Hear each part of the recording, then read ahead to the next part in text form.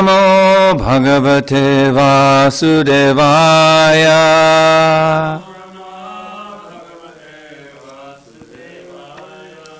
We're getting to hear from Srimad Bhagavatam, Canto 4, Chapter 7, Sacrifice Performed by Daksha, text number 31.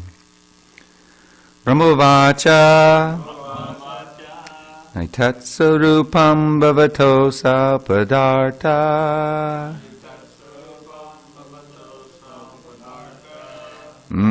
Naitatsurupam bhavato sapadartha. Veda grahai purusho yavadikshe. Jnanasya chartasya gunasya chasrayo.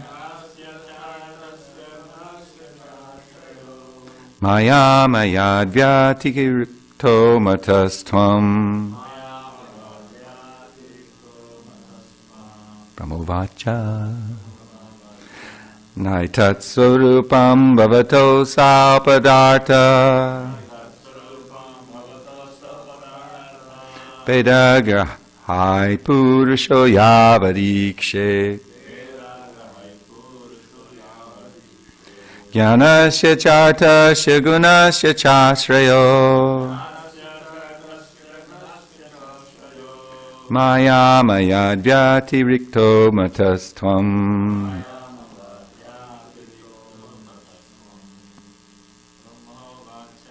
Brahmovacha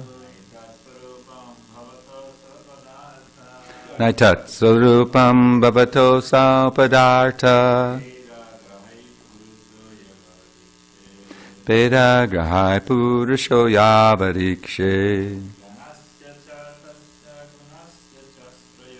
Jnanasya chartasya gunasya chasrayo. Maya mayadvyatirikto matastvam. Brahmovacha Naitatsurupam bhavato sapadartha. Vedagrahai purusho yavadikshe. Jnanasya chartasya gunasya chasrayo. Maya mayadvyatirikto matastvam. Brahmovacha Naitatsurupam bhavato sapadartha. Vedagrahai purusho yavadikshe. Jnanasya chartasya gunasya chasrayo. Maya mayadvyatirikto matastvam. Brahmovacha Naitatsurupam bhavato sapadartha. Vedagrahai purusho yavadikshe. Jnanasya chartasya gunasya chasrayo.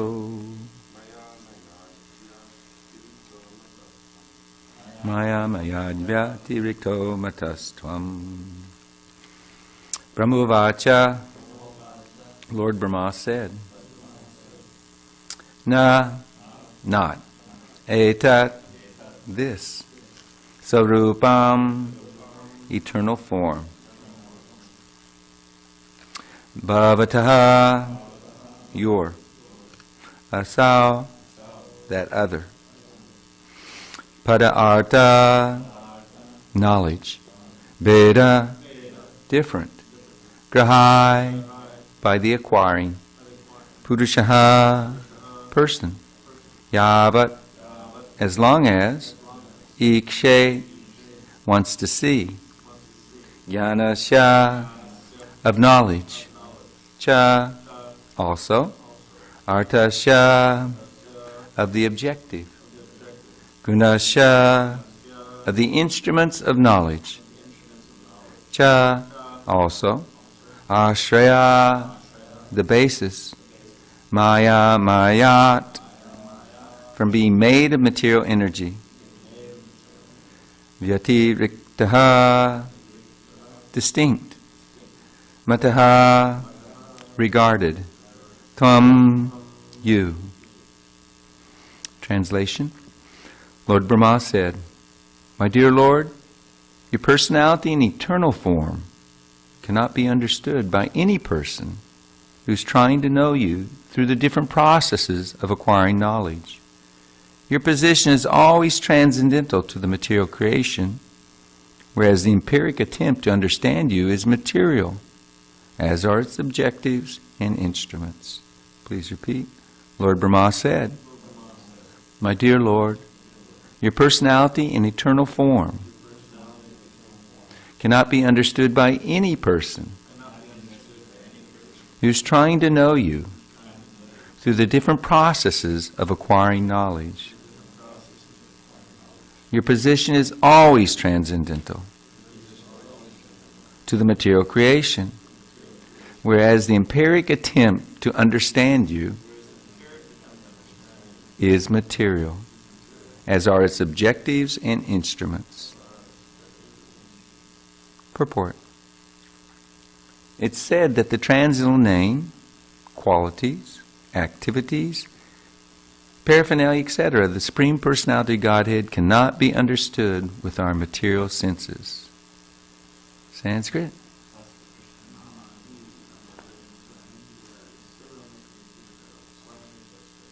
Hare Krishna. The attempt of the empiric philosophers to understand the absolute truth by speculation is always futile, because their process of understanding their objective and the instruments by which they try to understand the absolute truth are all material. The Lord is aprakrita, beyond the creation of the material world. This fact is also accepted by the great impersonalist Shankara Acharya. Narayana parobhyaktad andam avyakta sambhavam. Avyakta, or the original material cause, is beyond this material manifestation and is the cause of the material world. Because Narayan, the Supreme Personality of Godhead, is beyond the material world, one cannot speculate upon him by any material method. One has to understand the Supreme Personality of Godhead simply by the transcendental method of Krishna consciousness. This is confirmed in Bhagavad Gita 18:55.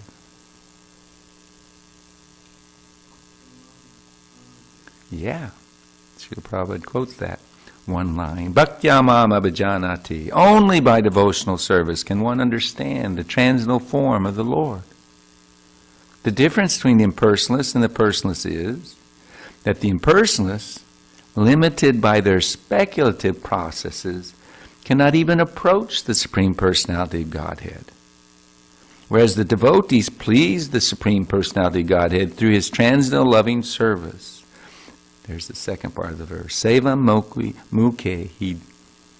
That's where Prabhupada starts. Sevam mukhi hi. Due to the service attitude of the devotee, the Lord is revealed to him.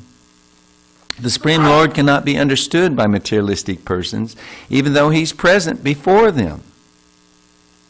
In Bhagavad Gita, Lord Krishna therefore condemns such materialists as mudhas. Mudhas means rascals. It is said in the Gita, only rascals think of Lord Krishna as an ordinary person. They do not know what Lord Krishna's position is, or what His transcendental potencies are. Sanskrit? Close. Avajananti ma mudha manashim tanamashritam. You know the rest? It's the personality and the... His supreme position and His transcendental potencies. They don't have a clue.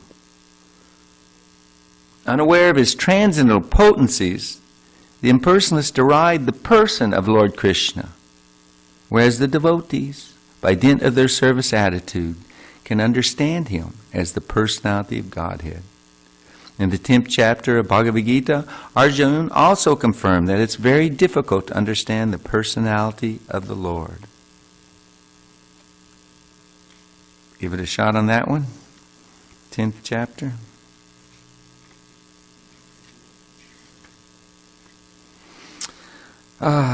First part says, O Krishna, I totally accept as truth all that you've told me. Sarvam etad ritam manye yan mam vedasi Keshava. Here's where I believe Prabhupada's referring. Neither the demigods nor the demons, O Lord, can understand your personality. Arjuna confirms it's very difficult to understand the personality of the Lord.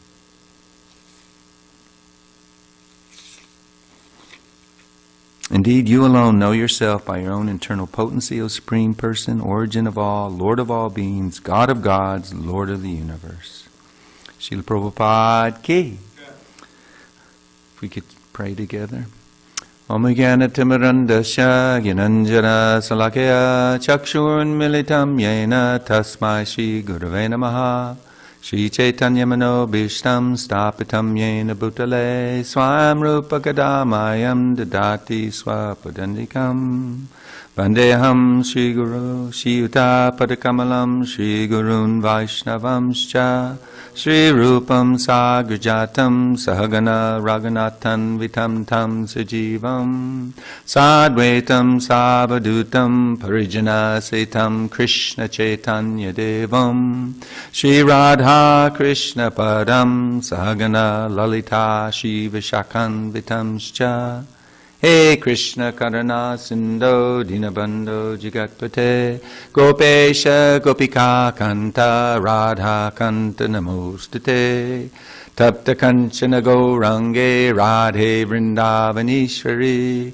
Vrishabhana Sutta Devi Pranamami Hari Priye Vanchakopatarubhyascha Kripa Sindhu Bevacha Patitanam Bhavanebhyo Vaishnavebhyo Namo Namaha Shri Krishna Chaitanya Prabhu Nityananda Shri Advaita Gadadhar Shivasadi Gaur Bhakta Vrinda Hare Krishna Krishna Krishna Hare Hare Hare Rama Rama Rama Hare Hare.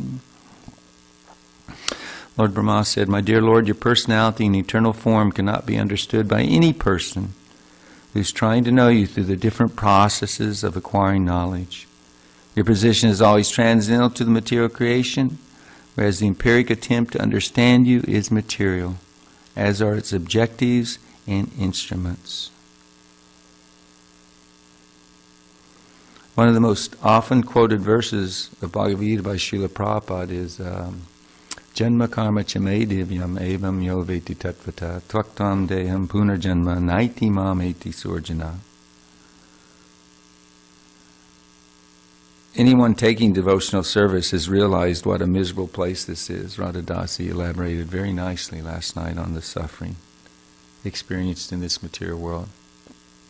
Every devotee understands that, greater, lesser degrees. And as a result, we have a desire to get out of this miserable place. And the formula is offered there in that one verse that if you can understand who Krishna is, if you can understand his activities, his potencies, they're all divine. They're all transcendental. Divyam. If you can get that, then that's the hump. That's the hard part. Because it's not easy understanding Krishna. Lord Brahma is saying it's impossible for people of this world if they simply rely on their own strength. And who's not proud of their intelligence? Everybody thinks, I've got it figured out. I'm smarter than you are. That's just a given. Isn't it? Most people think that way. That's the way the false ego is programmed. But as long as we put any stock in our intelligence, or in our talents, or in our capabilities, or in the respect or fame that we might receive from others, etc., etc. Then there's no possibility of understanding Krishna. It's impossible. One has to humble oneself by hearing the transcendental message of the representatives of Krishna, by hearing the words of Krishna.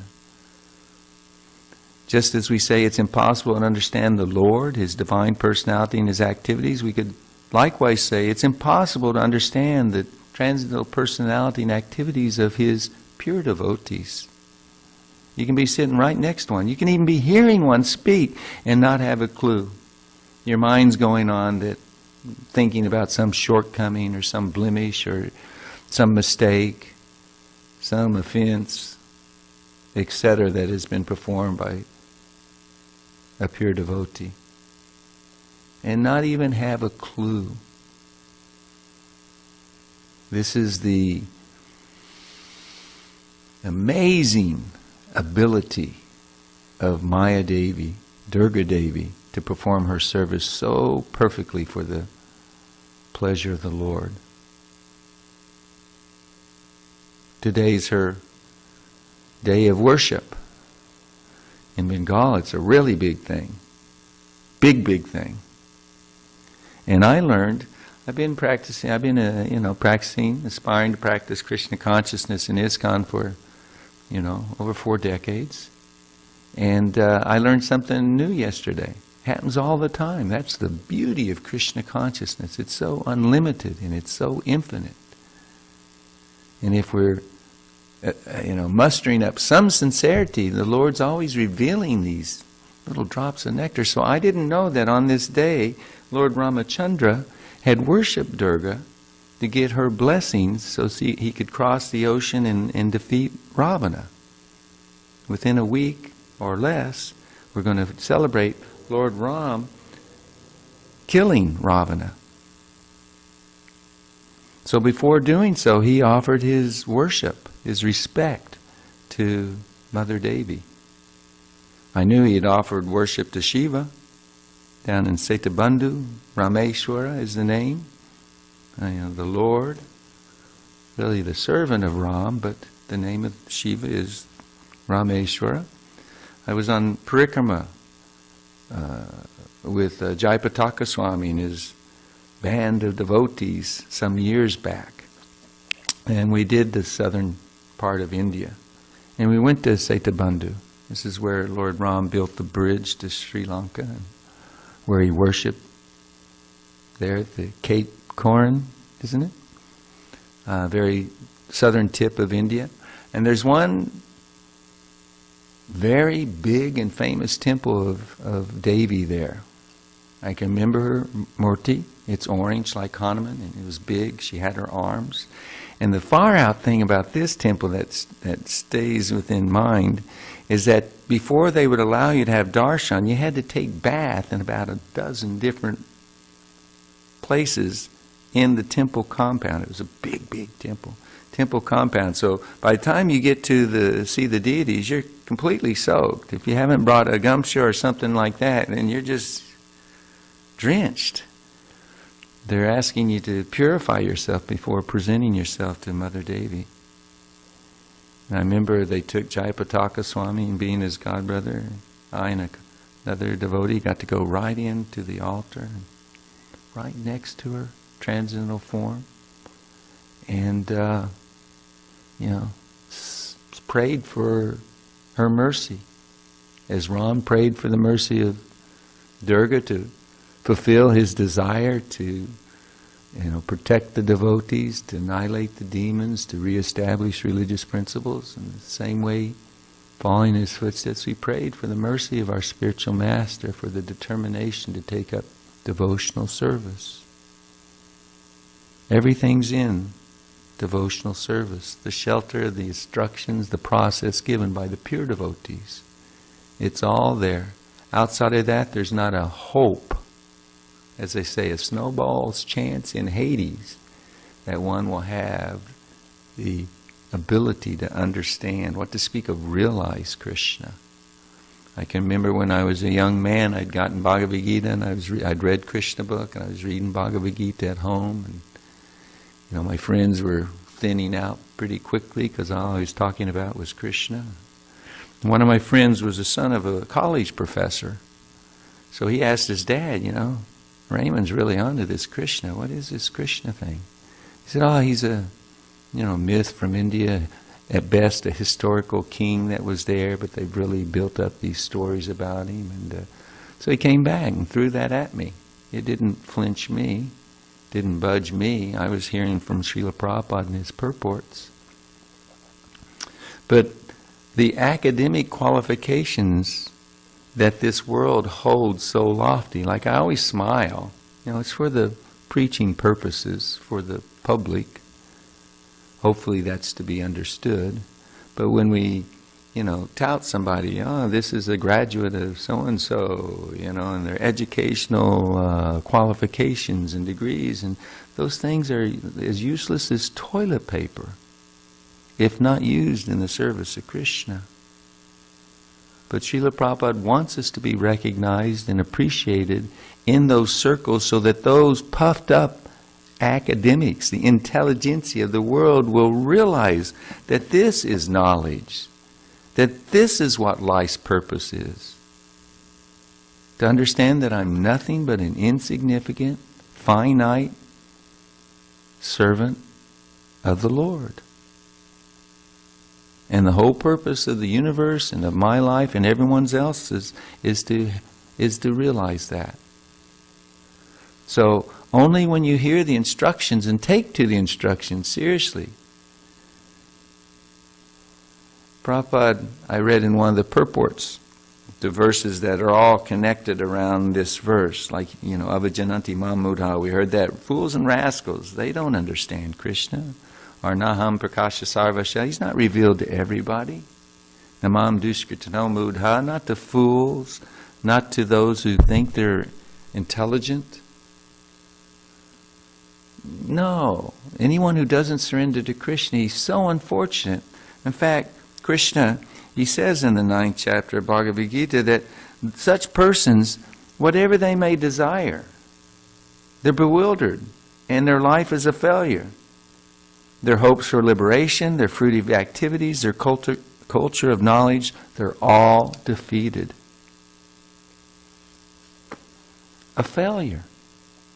No one wants to be a failure. But we've heard from people who are around people in the hospital, in the hospices, etc., tending to the needs of the dying. It is known that so many people, the majority of people in their last days, lament about their life not having gone the way they wanted. That they didn't do what they should have, that what they wanted to do, what they could have done. They made the wrong choices.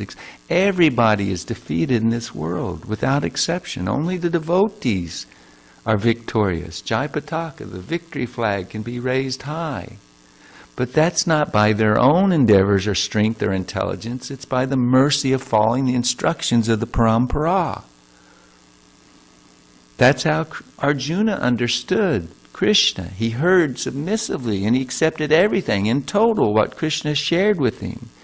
And he did so knowing that Narada, Vyasa, Asita, the previous acharyas, they all understood in the same way.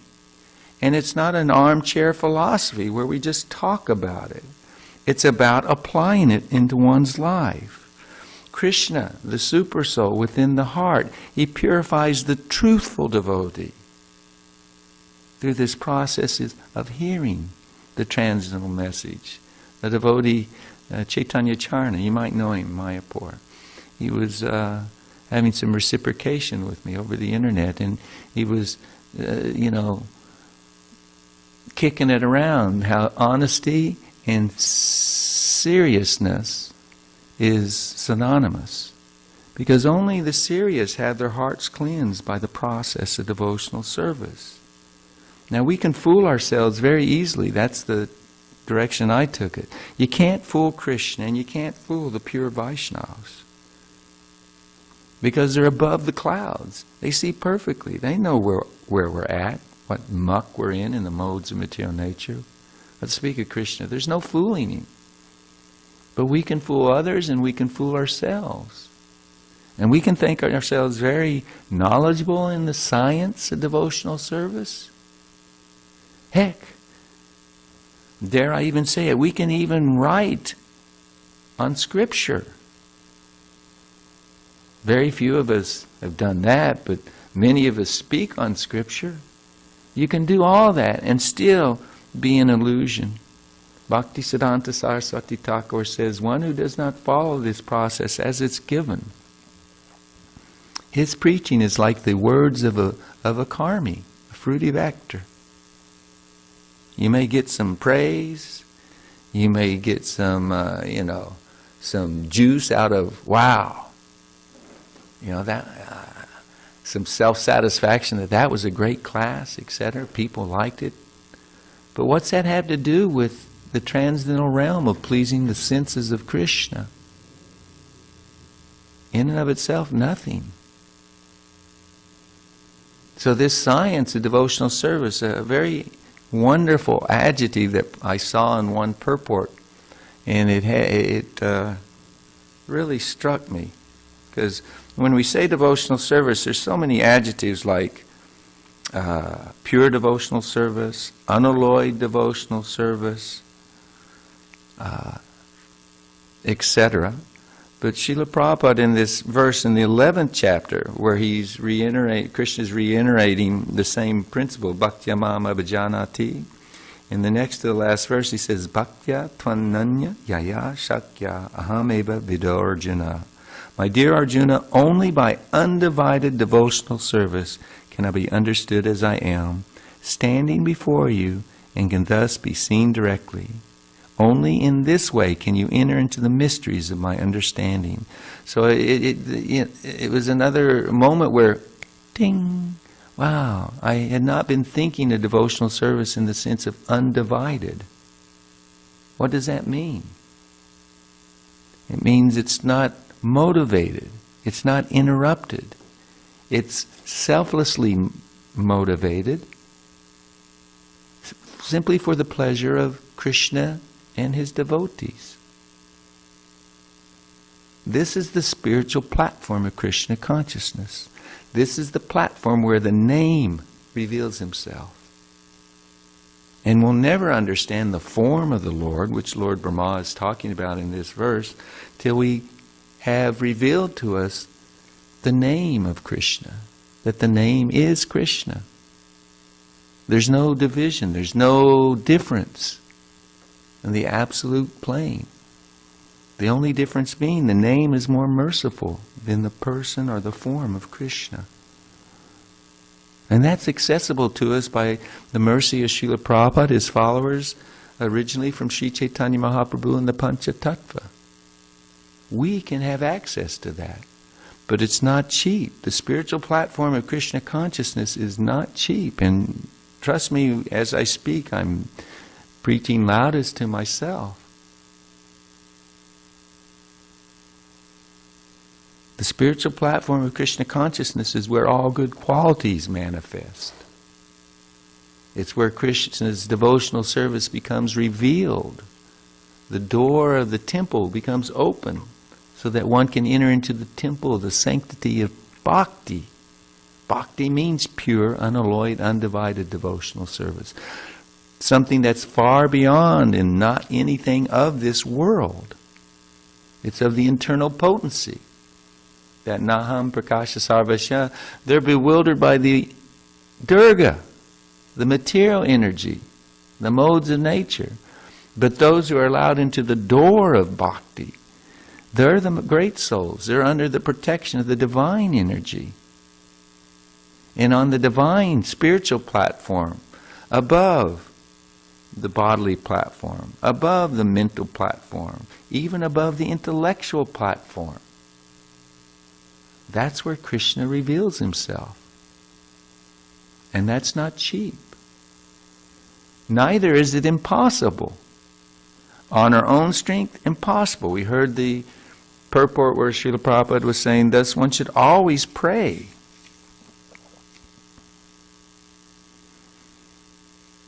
for the mercy of Krishna. Always aware of our fallen position, of our complete dependence. How do you say that word? The fragility? How fragile or precarious our position is in this world. Just even being in the body, or even the body functioning to the point where one can do that which is accepted as normal. Very precarious. One tiny little microbe can destroy the whole life of someone attached to health and sense gratification. For the devotee, devotional service is unstoppable. It's impenetrable. When one is getting the mercy of the pure Vaishnavas, then miracles are the norm. And that is available to each and every one of us, believe it or not. Those, just like, my Prabhu, it wasn't comfortable for Janardhan to lead. I know the feeling. When one thinks that he croaks like a frog, you don't want to lead. When one is painfully aware how devoid a devotional service one is, one doesn't want to lead others in kirtan where the inspiration is being sought, where one is meant to be the instrument to allow the taste of chanting and dancing for the pleasure of the Lord can be experienced. But when one is put in the corner where one sees, no, I'm supposed to do this, and one surrenders despite one's disqualification, despite one's discomfort, when we do like that in devotional service, that's when advancement is made. That's when real surrender is taking place. The easy stuff, anybody and all of us can do it. But the tough, the austere, the uncomfortable situations in devotional service, that's where our mettle is tested. Our character, our determination is tested in Krishna consciousness. And it is certainly Krishna's mercy to put us in such circumstances. As Srila Prabhupada says in one purport in the second canto, an easygoing life and Krishna consciousness go ill together. Specifically for the temple inmates, he would say, this is not a mess hall. This is not a hostel, so you can be comfortable when you're eating and sleeping. It's for those who want to surrender to the process of devotional service under the guidance of the spiritual master. And those who get that, who get the essence of it, want to share it with others. It's so nice. You read every morning from Preaching is the Essence. It is the essence. It's the mood of, or the heart of the Lord and His pure devotees. And to whatever degree we can pick up on it, or at least allow ourselves to be guided and instructed, do this, don't do that, in helping to spread the Krishna consciousness movement. To that end, we're so fortunate. This understanding and realization of Krishna, His name, His form, His leelas, it's all a gift. It's all a gift. And the pure devotee can give it in a moment, in half a moment. If he desires, despite one's disqualifications, Krishna will dance to the desire of his unalloyed devotee and give himself, give his service to the wretched, the fallen, the unqualified. It's amazing. It's the land of mercy. It's the process of mercy that has nothing to do with this land of justice, the land of the laws of material nature, the land of karma. Nothing. And we have to purify ourselves so that we can become free of the chains that bind us in our conditioning and our attachments, so that we can at least aspire within our heart of hearts, aspire and to the best of our abilities, implement seriously the process of Krishna consciousness. One of Srila Prabhupada's godbrothers would use the term, Bhakti Tirtha Swami also used it, die to live. To get pure gold, any piece of jewelry or what have you, the gold originally was in rock and in alloy. It's covered, it's not pure. And to get the pure gold, you have to put it in the fire. And in that intense fire, all that burns away and you're left with the molten, soft gold that can be formed in any shape you wish. Similarly, we have to submit ourselves to the guidance of the spiritual master, to his loving embrace and his chastisements. We have to submit ourselves to the association of his followers. We must pray that our false ego, our arrogance, our intelligence, our whatever it may be of this world and body and mind, that it can be burned away. Not easy and not pleasant because of our attachment to them since time immemorial. But getting the higher taste through the mercy, through following the process of sadhana bhakti, then step by step, even if they be slow or small, one sees on the scales Krishna consciousness or material world, sense gratification. Krishna consciousness becomes more and more appreciated, becomes more and more experienced. Those who do the simplest things in this temple, following the instructions of the spiritual master, more and more the deity reveals themselves. The names reveal themselves. And when we can remove the hurdles of our personal attachments, it's only because of our attachment, thinking I and mine, do we experience fear or lamentation. And both things we want to be far from. We don't want to be afraid. We don't want to be in anxiety. We don't want to consider ourselves a doer. It's such a heavy burden. We're just like a dumb animal, and the spiritual master is the owner of the animal, and he tells us what to do, where to go, and how to do it. And hopefully beats us if we don't properly respond. When we realize that we just are meant to do, shoot for the stars, keep our feet grounded. Prabhupada said, shoot for the rhino. Those who become increasingly empowered, they start doing like that. They really jump with the fear. Certainly I'm going to fail. To try to do this program for spreading Krishna consciousness, they all have that fear. Certainly I'll fail. I can't but fail if I simply am acting on my own strength. But with the mercy of the Lord and His pure devotees, the impossible takes place.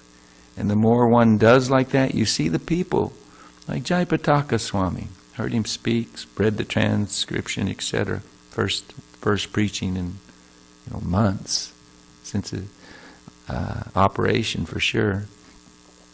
It's like they can't help but preach. They want to preach and share Krishna consciousness more than anything.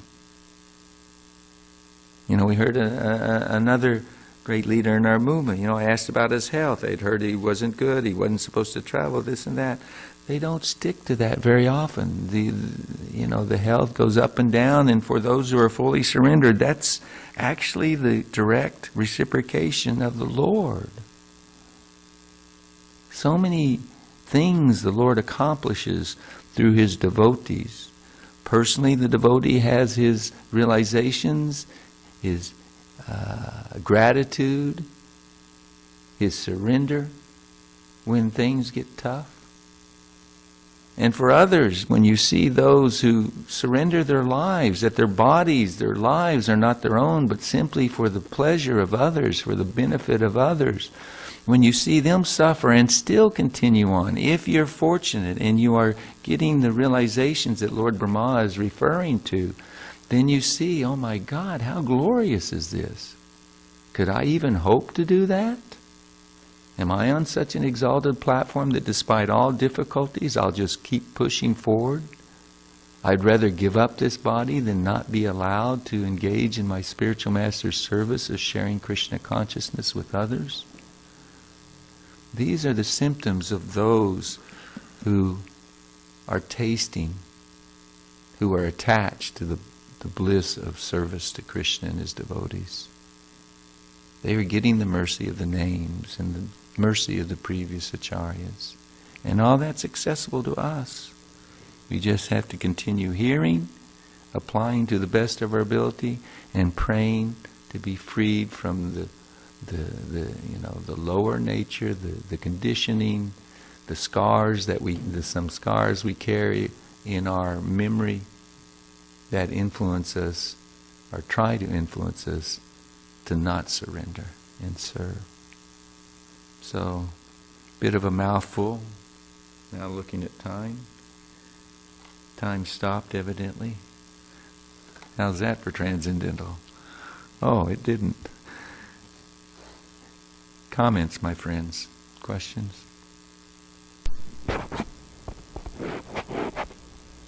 Dr. Ryan?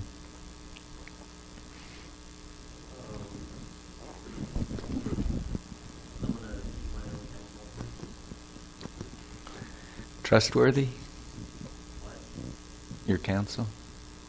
Yeah, I'm going to retain my counsel within my head at the moment. Kripana. Thank you.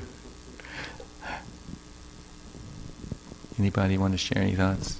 Bhakti Jamal. I haven't fully formulated my question yet, but there's this. Yeah, it's for the benefit of those who aren't physically here. Oh yeah, If it's right by your ear, it's a process of surrender. Just do it. Okay. So there's this passage in the Bible. Actually, it says that we should, when we pray, we should already believe that our prayer has been answered. So, meaning that we can't pray to God and we're totally convinced, oh, it's not gonna happen. He's not gonna hear me. So you were talking about our disqualification, and sorry, again, I haven't fully formulated my question. Do you think you could kind of expand on that idea, the one I just mentioned from the Bible, and praying even though we are disqualified, praying to Krishna for sincerity? Can you kind of? Yeah, I don't know if I think that's a getting what I'm wonderful saying. question. Krishna in the Bhagavad Gita talks about the faithful and the faithless. Those who are faithless, as we quoted, their lives are a failure and a great disappointment to them every time, because material energy always wins, if not surrendering to Krishna. So Srila Prabhupada says that if we are following the instructions of the spiritual master, and prayer is one of his instructions, we're meant to prayerfully be performing all aspects of devotional service, not just with the body, but with our mind and our heart. We're meant to be meditating on why we're doing it. And yet we have so much disqualification to stay steady on that platform, speaking personally. Distracted to say, Balaram made the funny joke, shnik shnik, Hare Krishna, Dasi Dasi, Hare Bol. It's like, the mind. That's why I asked trustworthy counsel. My mind is like, oh my God.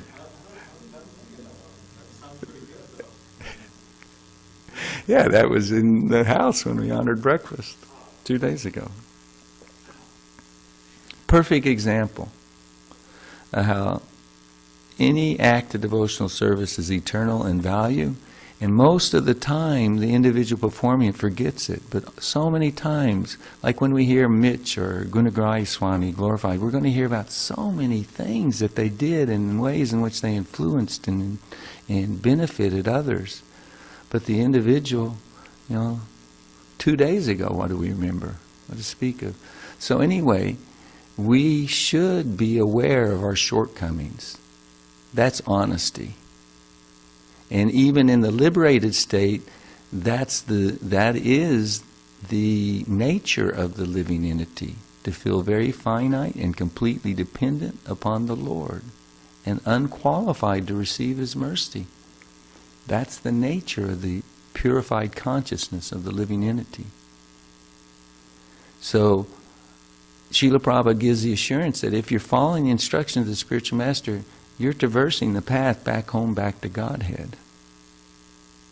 On our own, we're thinking life after life. Who knows? How many devotees have I heard saying, there's not a chance I'll go back to Godhead at the end of this life. And that statement is completely valid in regards to our own ability and qualification. But we are meant to be like the kitten in the mouth of the cat. We're asking that the spiritual master and Krishna pick us up. Krishna promises, don't worry. He says, I'll be the swift deliverer. He's using personal, assurances. I, personally. And we talked yesterday in Bhakti Ryan's nice point, how Guru, Krishna is everything. Krishna is Guru. So Krishna, in one form or another, will personally deliver us. And we should have full faith in that. Hope against hope, as Rupa Goswami says. I have no chance. But I have this desire in taking shelter of the all-merciful devotees of the Lord. That's the ticket. Their gratitude is what we should be aspiring for. The pleasure of Vaishnavas in the spiritual master. Just even, I'm a joker by nature. Very frivolous. But if I put a smile on your face, on the face of pure devotees, etc., that's success in life. The gratitude of the pure devotees is something they don't forget.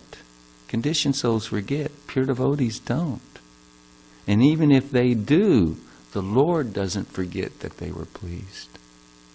So our position is very bright. We only have room for optimism. We just have to beat our mind and our false ego into submission.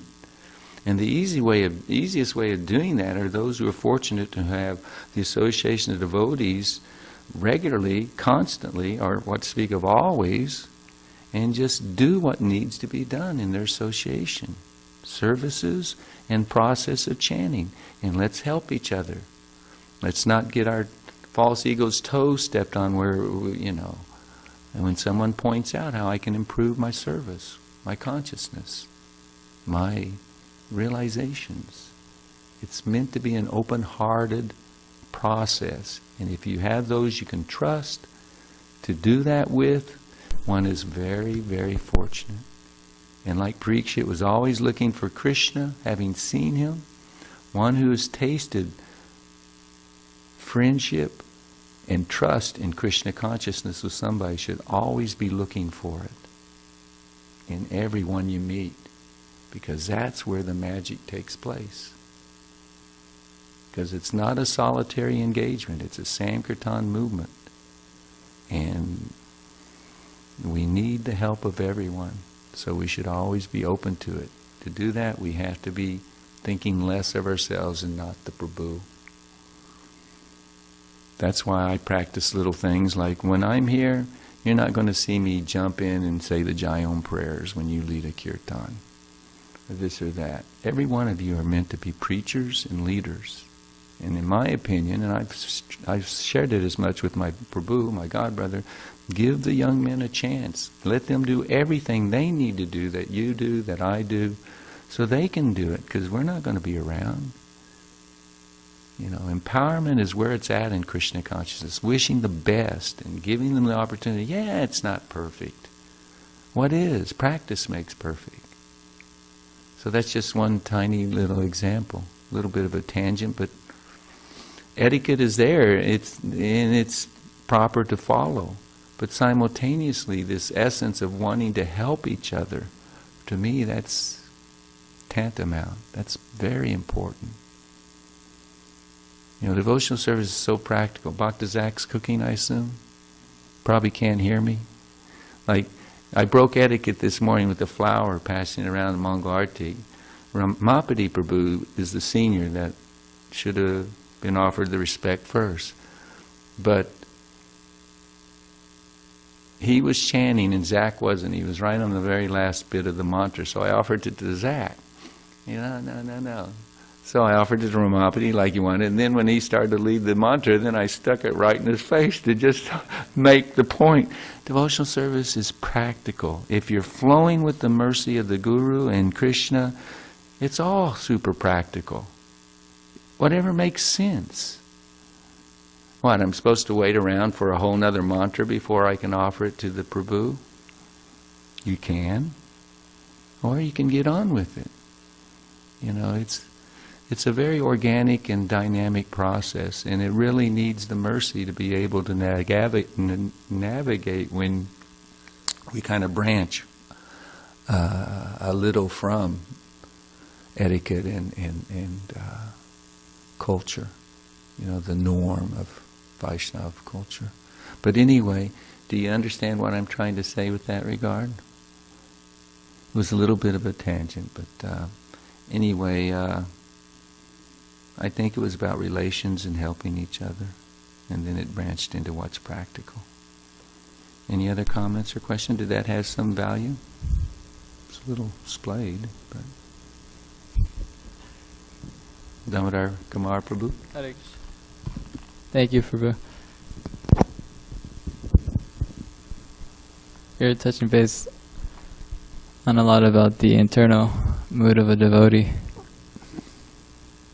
How he's always trying to be the humble servant of Guru and Vaishnavas, trying his best and really understanding his purpose and why he's doing what he's doing. I think that's a really crucial point, to have a strong foundation of why we do anything.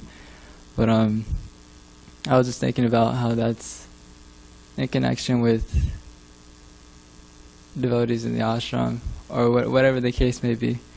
It could be, peers in like sports, or people that are competitive in the same workspace. But this aspect of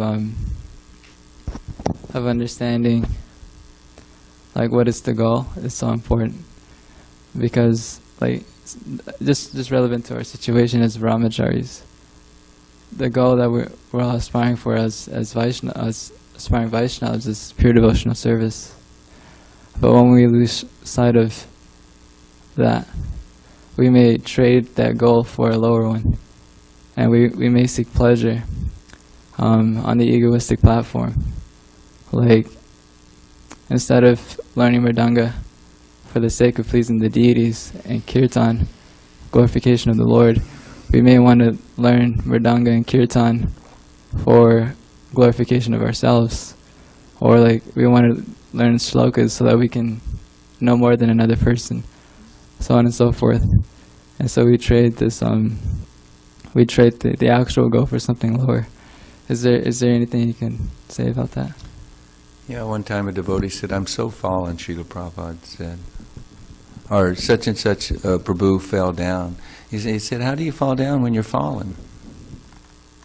So we aren't coming to Krishna consciousness in purity. The four who surrendered, the one who's in complete knowledge of Krishna in purity, he's the best. So all of the activities that we perform, hopefully it's decreasing, but it's got some dross, it's got some personal selfishness involved. As long as we're in the bodily concept of life, there'll be something. But that's the beauty of Krishna consciousness. If we have in our heart the desire, it may not be the only desire, it might not even be the biggest desire, but if we realize that pure devotional service is something I want, then Krishna can work with the mixed attempts at service. Srila Prabhupada was a perfect example of that for the visible lessons. He engaged the most unqualified, and they became expert in so many ways because of the purification and the help of Krishna. Krishna helps. So, yeah, we may be doing something for some prestige, some position, whatever it may be. But if we're sincere, if sincerity's also there, then we'll be shown that. And when we're shown, that's when we're tested.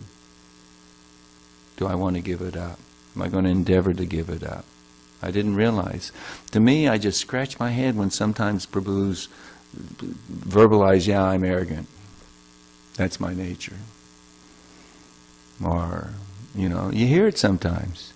It's just like I scratch my head like, my God, how can you, you know, how can we be satisfied to get stuck on a particular level if devotees are kind enough to show that we could do better? So you see the simultaneous mix will be there, but if we have some desire of sincerity, seriousness, then when given the opportunity we'll recognize, oh God, I didn't realize. And Dhruv Maharaj was the pastime she referred to last night. That's a perfect example for that. He got Krishna, but he didn't have the desire to get Krishna when he started serving Krishna. So there's hope for us. It's a joke for me to think I'm a pure devotee or my desire is pure, but I can aspire for it. Those who get it, they don't ever think they've gotten it. They continue to pray, to aspire, and you know. So that's the absolute nature of Krishna consciousness. The end is the same as the beginning, the process, etc. It's just a matter of realization along the way. Anybody else? Was that okay? May not have addressed it the way you were thinking, but...